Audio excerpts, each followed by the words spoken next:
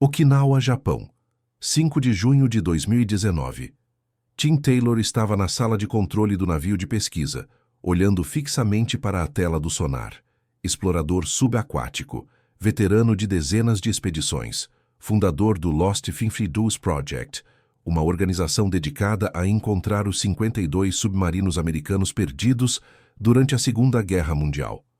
Ele havia passado os últimos 3 meses procurando por um submarino específico, USS Greyback, desaparecido há 75 anos, presumido, perdido em combate. 50 homens a bordo, nenhum sobrevivente. A Marinha Americana sabia aproximadamente onde o Greyback havia afundado. Pelo menos, achava que sabia. Documentos oficiais diziam: latitude 26 Gilimurandi, longitude 127 Gilimurandi, Mar das Filipinas Orientais. Taylor havia procurado nessa área por semanas. Nada. O fundo do oceano estava vazio.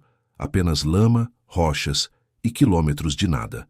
Então, Yutaka Iwasaki, um historiador japonês que trabalhava com Taylor, encontrou algo. Um erro. Um erro de tradução que havia permanecido não detectado por 75 anos. Nos arquivos navais japoneses, havia um relatório de combate de fevereiro de 1944. Um bombardeiro japonês relatava ter afundado um submarino americano. As coordenadas estavam escritas em notação naval japonesa. Quando os americanos traduziram o documento após a guerra, cometeram um erro, um único dígito. Eles leram 127 em vez de 123. 4 graus de longitude. Aproximadamente 160 quilômetros de diferença. Por 75 anos, todos estavam procurando no lugar errado. Taylor ajustou as coordenadas. Moveu o navio de pesquisa 160 quilômetros a oeste. Lançou o sonar de varredura lateral novamente. E 3 dias depois, às 14h37 de 5 de junho de 2019, a tela do sonar mostrou algo. Uma forma. Longa. Cilíndrica. 312 pés de comprimento. O formato exato de um submarino classe Gato. O formato exato do USS Greyback. Taylor não disse nada por um momento. Apenas olhou para a tela. Sua equipe se reuniu ao redor dele, sussurrando, apontando. Então ele pegou o microfone e falou calmamente. Prepare o ROV. Vamos descer. O veículo operado remotamente mergulhou 1.400 pés. Quase 430 metros. As câmeras mostravam apenas escuridão absoluta. Então, os holofotes do ROV se acenderam. E ali, emergindo lentamente da escuridão como um fantasma saindo da névoa, estava o USS Greyback. Intacto, deitado no fundo do oceano. Coberto por 75 anos de sedimento marinho, mas inconfundivelmente um submarino. A torre de comando ainda estava erguida. O canhão de convés ainda apontava para a frente. As hélices ainda estavam presas ao eixo. E em algum lugar dentro daquele casco de aço corroído, selados na escuridão eterna, estavam os 80 homens que haviam descido naquele submarino em fevereiro de 1944 e nunca voltaram para casa. Não 52, 80, porque a história do Greyback não é apenas sobre um submarino perdido. É sobre homens esquecidos, sobre famílias que passaram 75 anos sem respostas, sobre segredos enterrados no fundo do oceano e sobre como um erro de tradução de um único dígito condenou 80 homens a serem procurados no lugar errado por 3/4 de século. Esta é a história do USS Greyback, a 10ª patrulha de guerra, e os homens que nunca voltaram. Para entender o que aconteceu com o Greyback, você precisa entender o que ele era. O USS Greyback, SS-208, foi lançado em 31 de janeiro de 1941. Submarino classe Gato, um dos workhorses da frota submarina americana durante a Segunda Guerra Mundial. Especificações técnicas: 312 pés de comprimento, 1.526 toneladas de deslocamento, 10 tubos de torpedo, 6 na proa, 4 na popa, 24 torpedos totais, tripulação de 80 homens, profundidade máxima operacional. 300 pés. Era um predador, construído para uma missão, afundar navios japoneses, e o Greyback era extraordinariamente bom nisso. Entre fevereiro de 1942 e dezembro de 1943, o Greyback completou 9 patrulhas de combate no Pacífico, 9 missões, cada uma durando 50 a 70 dias, cada uma levando o submarino profundamente em águas controladas pelos japoneses. O registro de combate do Greyback era lendário. Primeira patrulha, fevereiro-abril 1942. Afundou 2 navios mercantes japoneses. Total, 10.000 toneladas. Segunda patrulha, junho-agosto 1942. Afundou 3 navios mercantes. Total, 17.500 toneladas. Terceira patrulha, setembro-novembro 1942. Danificou um cruzador japonês, afundou 2 cargueiros. Total, 12.000 toneladas. E continuou. Patrulha após patrulha, navio após navio. Até dezembro de 1943, o Greyback havia afundado 14 navios confirmados, mais de 63.000 toneladas de transporte japonês, enviadas para o fundo do Pacífico. Isso o tornava um dos submarinos mais mortais da guerra. Mas números não contam a história completa. Cada patrulha era uma provação de resistência humana. Imagine, você está selado dentro de um tubo de aço de 312 pés, 80 homens compartilhando o mesmo ar, o mesmo espaço, sem janelas, sem luz solar, por 60 dias consecutivos. A temperatura interna frequentemente ultrapassava 100 graus Fahrenheit, 38 graus, umidade próxima a 100%. O ar ficava tão espesso que você podia sentir o cheiro de cada homem a bordo. Você dormia em beliches apertados, empilhados 3 de altura, com menos de 18 polegadas entre cada nível. Alguns homens dormiam nos compartimentos de torpedos entre as armas. A comida começava fresca na primeira semana. Depois disso, tudo vinha de latas, carne enlatada, vegetais enlatados, pão que mofava no terceiro dia. E todo segundo de cada dia, você sabia, há destroyers japoneses lá fora procurando por você. Há aviões procurando seu periscópio. Há cargas de profundidade esperando para esmagar seu casco como uma lata de alumínio. O Greyback fez isso 9 vezes, 9 patrulhas, 9 provações. E então veio a 10ª. Em 28 de janeiro de 1944, o USS Greyback saiu de Pearl Harbor, Havaí, para sua 10ª patrulha de guerra.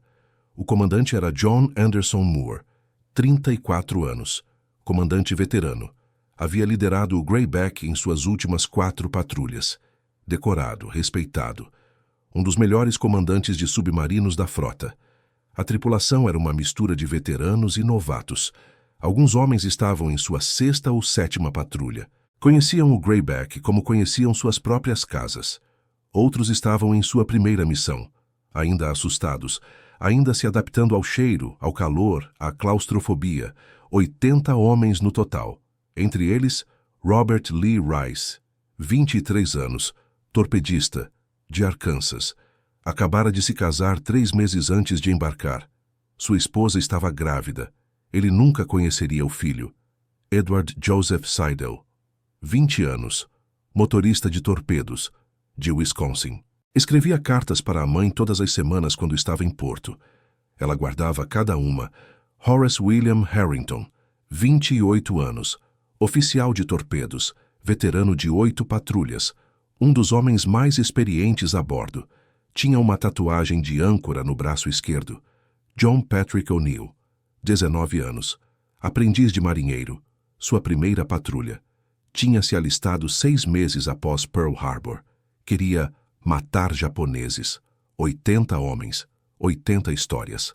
80 famílias em casa esperando. As ordens do Greyback eram claras. Patrulhar as águas ao redor de Okinawa e Taiwan. Interceptar comboios japoneses. Afundar tudo que se movesse.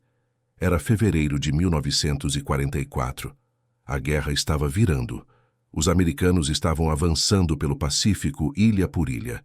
Os japoneses estavam recuando, mas lutando ferozmente por cada metro de terra. E o Japão precisava desesperadamente de suprimentos. Tropas, munição, comida, combustível. Tudo vinha de navio. E submarinos como o Greyback estavam lá para garantir que esses navios nunca chegassem. Nos primeiros 45 dias da 10ª patrulha, o Greyback foi implacável. 12 de fevereiro, afundou o cargueiro Umaki Maru, 3.100 toneladas.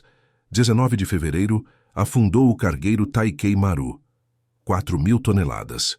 22 de fevereiro, danificou severamente o tanque de combustível Nanyu Maru. Não afundou, mas ficou fora de ação por meses. 24 de fevereiro, atacou um comboio fortemente defendido. Afundou 2 navios de escolta. Foi perseguido por destroyers. Escapou após 6 horas de cargas de profundidade. O Greyback estava cumprindo sua missão. Estava causando estragos. Mas cada ataque alertava os japoneses. Cada torpedo disparado revelava a posição do submarino. E a cada dia, as defesas japonesas ficavam mais apertadas.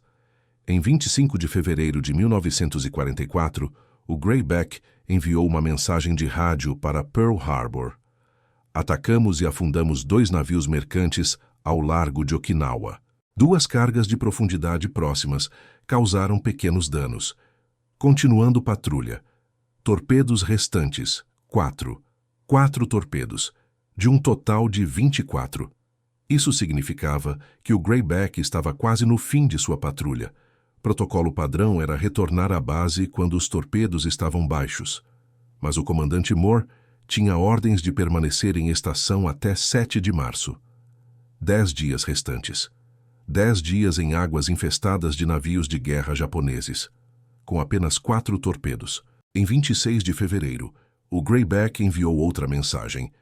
Avistado comboio grande, preparando ataque. Retornaremos a Pearl Harbor conforme programado. Moore. Foi a última mensagem que o USS Greyback enviou. Silêncio total após 26 de fevereiro. Em Pearl Harbor, os comandantes não ficaram imediatamente preocupados. Submarinos frequentemente mantinham silêncio de rádio durante ataques. Era procedimento operacional padrão. Mas quando 7 de março passou e o Greyback não apareceu, a preocupação começou. 10 de março. Nada. 15 de março. Nada. 20 de março. Nada. Em 30 de março de 1944, exatamente um mês após a última comunicação, a Marinha dos Estados Unidos declarou oficialmente o USS Greyback como presumido perdido. 80 homens. Desaparecidos. As famílias receberam telegramas, curtos, formais, frios. Lamentamos informar que seu filho, marido e irmão está desaparecido em ação e presumido morto. Nenhum detalhe. Nenhuma explicação, nenhum corpo, apenas desaparecido. A mãe de Edward Seidel chorou por 3 dias sem parar. Depois guardou todas as cartas que ele havia enviado em uma caixa de sapatos. Nunca mais a abriu. A esposa de Robert Rice teve um filho em agosto de 1944. Um menino. Ela o chamou de Robert Jr. Ele cresceu sem nunca conhecer o pai, e por 75 anos, ninguém sabia onde o Greyback estava. O que realmente aconteceu com o USS Greyback em 27 de fevereiro de 1944? Por décadas, ninguém sabia. A Marinha tinha teorias. Registros japoneses capturados após a guerra mencionavam um ataque aéreo contra um submarino americano. As coordenadas correspondiam aproximadamente à área de patrulha do Greyback. Mas, aproximadamente, não é o mesmo que exatamente. E o oceano é enorme. A busca oficial foi abandonada nos anos 1950. Havia 52 submarinos americanos perdidos durante a Segunda Guerra Mundial. A Marinha não tinha recursos para procurar todos. Então, o Greyback foi arquivado. Classificado como perdido em combate, causa exata desconhecida, localização desconhecida. E 80 homens permaneceram no fundo do oceano. Esquecidos. Até 2018, Tim Taylor tinha uma missão, o Lost 52 Project, encontrar os 52 submarinos perdidos. Não era apenas curiosidade histórica, era pessoal. O tio de Taylor havia servido em um submarino durante a Segunda Guerra Mundial. Sobreviveu, mas Taylor cresceu ouvindo histórias sobre os homens que não voltaram, submarineiros que simplesmente desapareceram. E Taylor tinha os recursos. Dinheiro próprio, equipamento de última geração, uma equipe de historiadores, mergulhadores e especialistas em sonar. Ele começou com os submarinos que tinham as melhores chances de serem encontrados. Aqueles com coordenadas relativamente precisas. O Greyback estava na lista. Os documentos oficiais da Marinha diziam latitude 26 degn, longitude 127 degn. Taylor enviou seu navio de pesquisa para essa área em março de 2018. Passou 6 semanas varrendo o fundo do oceano com sonar de varredura lateral. Nada, apenas fundo do mar vazio. Foi frustrante. Os documentos eram claros, as coordenadas eram específicas, mas não havia submarino. Taylor estava prestes a desistir quando Yutaka Iwasaki, o historiador japonês em sua equipe, encontrou algo. Iwasaki estava revisando documentos japoneses originais. Não traduções. Originais. Ele encontrou um relatório de combate de um bombardeiro Nakajima B-5N.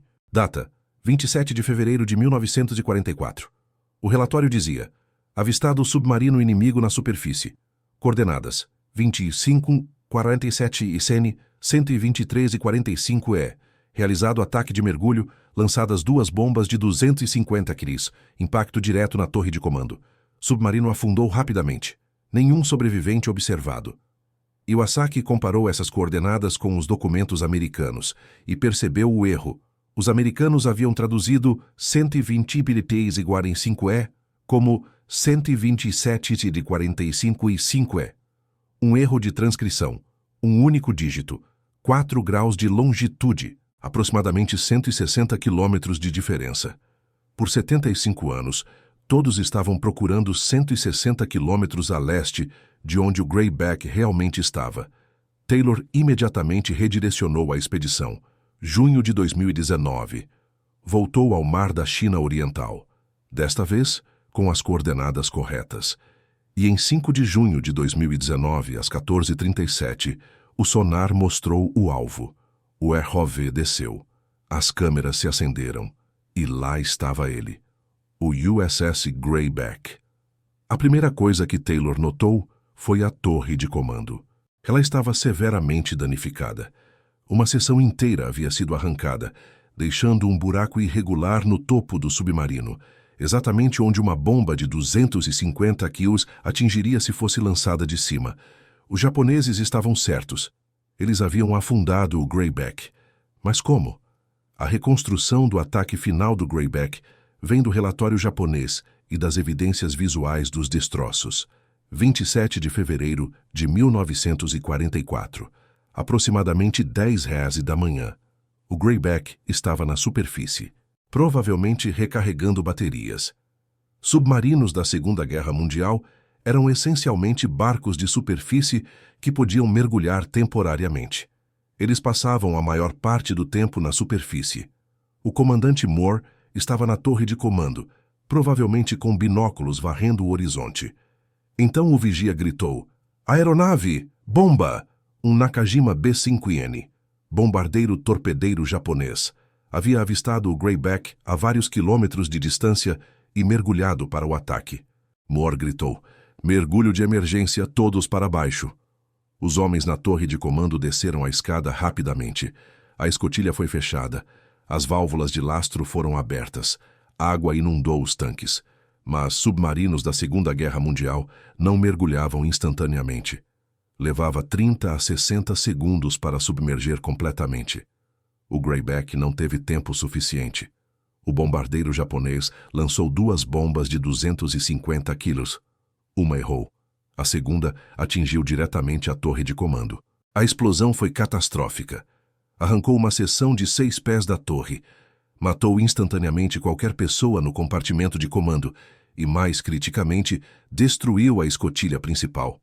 Água do mar começou a jorrar pelo buraco na taxa de milhares de galões por minuto. O Greyback começou a afundar.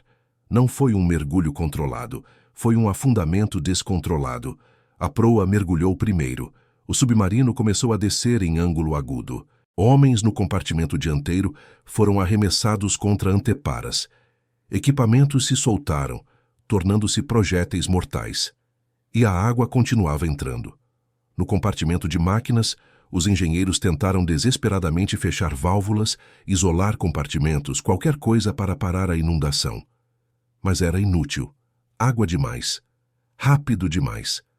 A 100 pés, as luzes piscaram e apagaram. Os geradores falharam. Escuridão total. A 200 pés, o casco começou a gemer. O aço não foi projetado para pressões tão profundas com essa rapidez. Rebites começaram a estalar. A 300 pés, a profundidade máxima operacional do Grayback, o casco começou a ceder. A 400 pés, além de qualquer limite de segurança, seções do casco começaram a implodir. O som deve ter sido aterrorizante. Estrondos metálicos, água rugindo, homens gritando no escuro. E então, em algum lugar entre 400 e 500 pés, o USS Grayback atingiu o fundo do oceano. Alguns homens provavelmente morreram no impacto da bomba. Outros afogaram quando a água inundou os compartimentos. Alguns podem ter morrido de trauma por pressão quando o casco implodiu. Mas alguns, os que estavam nos compartimentos traseiros, aqueles que conseguiram fechar as portas estanques a tempo, podem ter sobrevivido. Por quanto tempo? Minutos? Horas? Presos na escuridão absoluta. Sem energia. Sem ar fresco, sabendo que estavam muito profundos para resgate, muito profundos para escapar. O ar teria ficado progressivamente mais fino, dióxido de carbono se acumulando, cabeças começando a doer, respiração ficando difícil. Eventualmente, eles teriam perdido a consciência e então, silenciosamente, morrido. 80 homens, alguns mortos instantaneamente, outros lentamente, todos no fundo do mar. E por 75 anos ninguém sabia onde eles estavam. Quando Tim Taylor encontrou o Grayback em junho de 2019, ele imediatamente notificou a Marinha dos Estados Unidos. A Marinha confirmou a identidade do submarino através de características específicas visíveis nas imagens do ROV: o número do casco, o formato da torre, o canhão de convés. Era definitivamente o USS Grayback. E então, a Marinha fez algo que não havia feito em 75 anos. Atualizou os registros oficiais de 80 homens, de desaparecido em ação, localização desconhecida, para confirmado morto em ação, restos localizados. Parece uma mudança pequena, apenas papelada, mas para as famílias foi tudo. Porque desaparecido significa que você nunca para de esperar. Significa que uma parte de você sempre se pergunta: e se? Confirmado significa encerramento. Significa que você pode finalmente parar de esperar. Gloria Hearney tinha 12 anos quando seu tio, Raymond Parks, desapareceu no Grayback. Ela se lembrava dele claramente. Alto, sempre sorrindo. Costumava trazê-la doces quando visitava. Ela passou 75 anos sem saber onde ele estava. Quando a Marinha a contatou em 2019 para dizer que o Grayback havia sido encontrado, ela tinha 87 anos. Ela chorou. Eu sempre soube que ele não estava vindo para casa, ela disse em uma entrevista. Mas não saber onde ele estava foi como se ele tivesse simplesmente desaparecido, como se ele nunca tivesse existido. Agora eu sei, ele está lá. Ele tem um lugar. Mary Bell Noe tinha 2 anos quando seu pai, William Noe, partiu no Grayback. Ela não se lembrava dele. Apenas fotografias, apenas histórias que sua mãe contava. Sua mãe morreu em 1989, ainda sem saber o que havia acontecido com o marido. Quando Mary Bell soube que o Grayback havia sido encontrado, ela tinha 77 anos. Minha mãe esperou 45 anos. Ela disse. Toda vez que o telefone tocava, ela esperava que fossem notícias. Ela morreu sem saber. Eu desejaria que ela tivesse vivido para ver isso. John Moore Jr. nasceu em 1946, 2 anos após seu pai, o comandante John Moore, desaparecer no Grayback. Ele cresceu ouvindo histórias. Seu pai era um herói, um dos melhores comandantes de submarinos da guerra. Mas John Jr. nunca o conheceu. Apenas fotografias. Apenas medalhas em uma caixa. Quando soube que o Grayback havia sido encontrado, John Jr. Tinha 73 anos. Meu pai está em casa agora, ele disse. Não fisicamente, mas sabemos onde ele está. Isso é algo. A descoberta do Greyback trouxe encerramento para dezenas de famílias, mas também levantou questões. O Greyback é um túmulo de guerra, oficialmente designado como tal pela Marinha dos Estados Unidos. Isso significa que é ilegal perturbar o local. Ninguém pode mergulhar até ele. Ninguém pode recuperar artefatos. Ninguém pode entrar. Os 80 homens permanecerão lá, para sempre. Alguns membros da família ficaram aliviados com isso. Ele tem um lugar de descanso, eles disseram. Deixe-o em paz. Outros queriam que os restos fossem recuperados. Ele merece um enterro adequado, eles disseram. Ele merece estar em casa. A Marinha se recusou. A tecnologia para recuperar um submarino de 430 metros de profundidade existe, mas é extremamente cara e arriscada, e há o argumento de que perturbar o local seria desrespeitar os mortos. Então, o Greyback permanece onde está, 1.400 pés abaixo da superfície, no mar da China Oriental. 80 homens selados dentro. Mas a história do Greyback revelou algo mais. Um erro. Um erro de tradução de um único dígito que resultou em 75 anos de busca no lugar errado. Quantos outros submarinos perdidos estão sendo procurados nas coordenadas erradas? Quantos outros homens estão deitados no fundo do oceano, 160 quilômetros de onde pensamos que eles estão? O Lost 52 Project de Tim Taylor continua. Desde a descoberta do Greyback, eles encontraram mais 5 submarinos perdidos, cada um com erros semelhantes, coordenadas erradas, documentos mal traduzidos, suposições incorretas. Hoje, 47 dos 52 submarinos americanos perdidos ainda não foram encontrados. 47 navios. Aproximadamente 3.500 homens. Todos desaparecidos. Todos esquecidos. Exceto pelas famílias que ainda esperam. O USS Greyback não foi apenas um submarino perdido. Foi um dos mais mortais predadores da frota americana. Em suas 9 patrulhas completas antes da 10ª fatal, o Greyback afundou. 14 navios mercantes confirmados, 2 navios de guerra confirmados. Total, mais de 63 mil toneladas de transporte japonês. Isso o tornava o Visgain do submarino mais mortal da guerra. Mas números não contam a história completa. Cada navio que o Greyback afundou era um comboio de suprimentos que nunca chegou às tropas japonesas, munição que nunca foi disparada, comida que nunca alimentou soldados, combustível que nunca abasteceu aviões.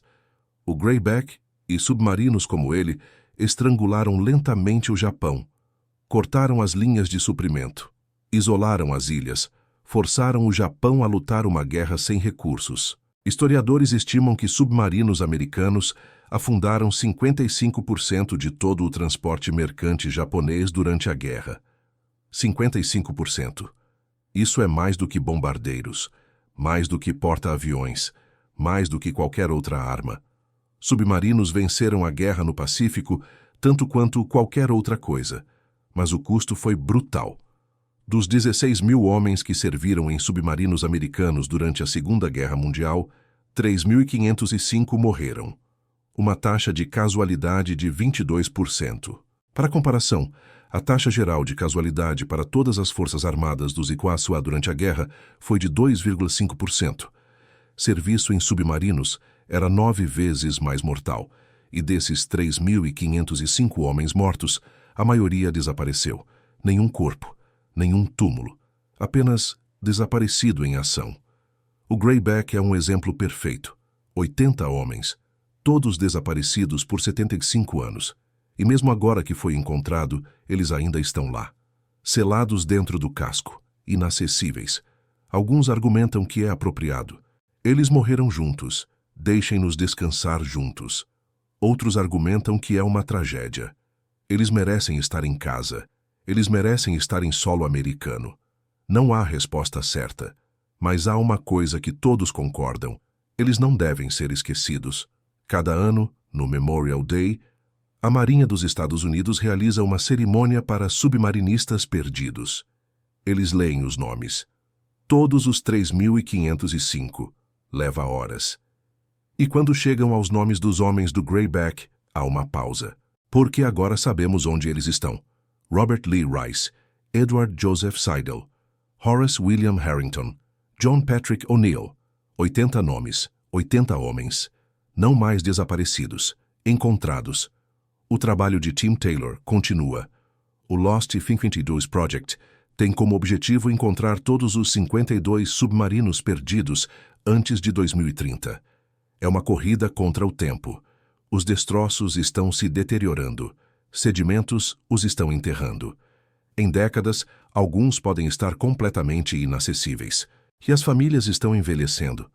Muitos irmãos e filhos de submarinistas perdidos já morreram. Logo, não haverá ninguém vivo que os conheceu pessoalmente. Mas as histórias permanecem. E os destroços permanecem. 1.400 pés abaixo da superfície, no mar da China Oriental. O USS Greyback aguarda, silencioso, imóvel. 80 homens descansam dentro. Marinheiros que partiram em fevereiro de 1944 e nunca voltaram. Eles estavam cumprindo ordens, lutando uma guerra, fazendo seu trabalho. E por 75 anos, ninguém sabia onde eles estavam. Mas agora sabemos. E isso importa. Porque algumas histórias são importantes demais para serem esquecidas. Alguns sacrifícios são grandes demais para serem ignorados. E alguns homens merecem ser lembrados, não como números, não como estatísticas, mas como pessoas, pais, filhos, maridos, irmãos, homens que desceram em um submarino e nunca voltaram. 27 de fevereiro de 1944. Um bombardeiro japonês avistou um submarino americano na superfície. Lançou 2 bombas. Uma atingiu. O USS Greyback afundou em minutos. 80 homens morreram. E por 75 anos, o mundo procurou no lugar errado. Um erro de tradução. Um único dígito. 160 quilômetros de diferença. Condenou 80 homens a serem esquecidos. Condenou suas famílias a décadas sem respostas. Até 5 de junho de 2019, quando Tim Taylor encontrou o que todos haviam procurado no lugar errado e trouxe encerramento para famílias que esperaram 3/4 de século. Gloria Hearney tinha 12 anos quando seu tio desapareceu. Ela tem 87 agora. Eu sempre soube que ele não estava vindo para casa, ela disse, mas agora eu sei onde ele está, e isso é algo. Mary Belknow tinha 2 anos quando seu pai partiu. Ela tem 77 agora. Minha mãe esperou 45 anos, ela disse. Ela morreu sem saber. Eu desejaria que ela tivesse vivido para ver isso. John Moore Jr. nunca conheceu seu pai. Ele tem 73 anos agora. Meu pai está em casa agora, ele disse. Não fisicamente, mas sabemos onde ele está.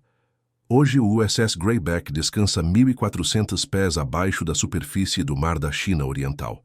É um túmulo de guerra protegido. Ninguém pode perturbá-lo. Ninguém pode entrar. 80 homens permanecem lá, selados no aço, guardados pelo oceano, não mais desaparecidos, encontrados. E embora eles nunca voltem para casa, suas histórias voltaram, porque nas profundezas do oceano, alguns segredos eventualmente vêm à luz.